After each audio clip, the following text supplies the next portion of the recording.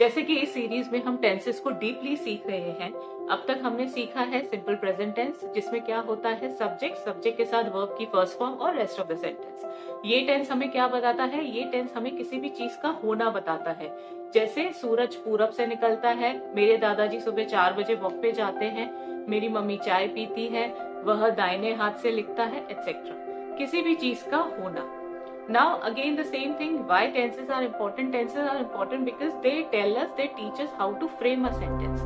हम जब भी अंग्रेजी बोलने की कोशिश करते हैं, हमें कई बार ये लगता है कि इस शब्द के बाद कौन सा शब्द आएगा, फिर इसके बाद कौन सा शब्द आएगा, हमें लगता है कि हम गलत ना बोलें। तो टेंसेस हमें वो बताते हैं कि हमें अपना सेंटेंस फ्रेमिंग कैसे करना है। Let's continue with our next tense. So our next tense is present continuous tense. Present continuous tense में क्या होता है? Present continuous tense में हमें ये पता चलता है कि क्या हो रहा है।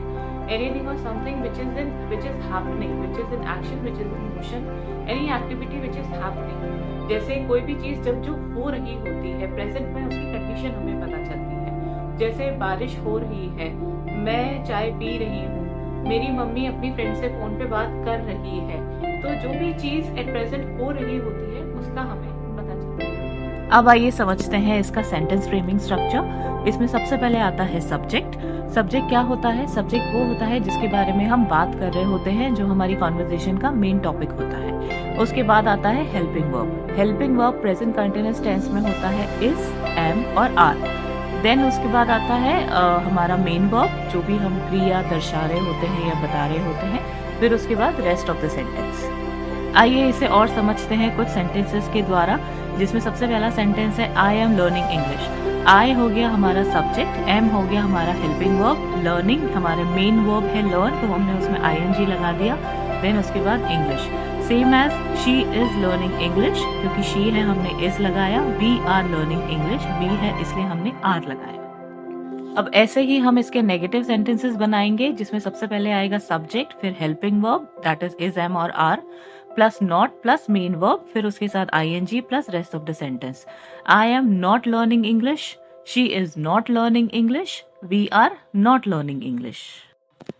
Same with interrogative sentences. इसमें सबसे पहले आ जाएगा helping verb that is am और आर, फिर सब्जेक्ट, फिर हमारा मेन वर्ब आईएनजी, फिर रेस्ट ऑफ द सेंटेंस, उसके साथ क्वेश्चन मार्क। अब इसके एग्जाम्पल्स हैं am I learning English, is she learning English, are we learning English.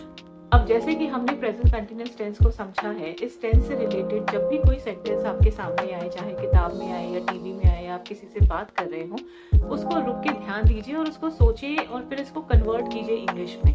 अगर 50 सेंटेंस भी हर टेंस के आपने रेगुलर प्रैक्टिस की, तो इंग्लिश बहुत ही नेचुरली ही आपके मुंह से निकलेगी, बहुत आप कंफर्टेबल हो जाएंगे इस भाषा के साथ, इस लैंग्वेज के साथ। अब आइए देखते हैं इस टेंस के कुछ और सेंटेंसेस।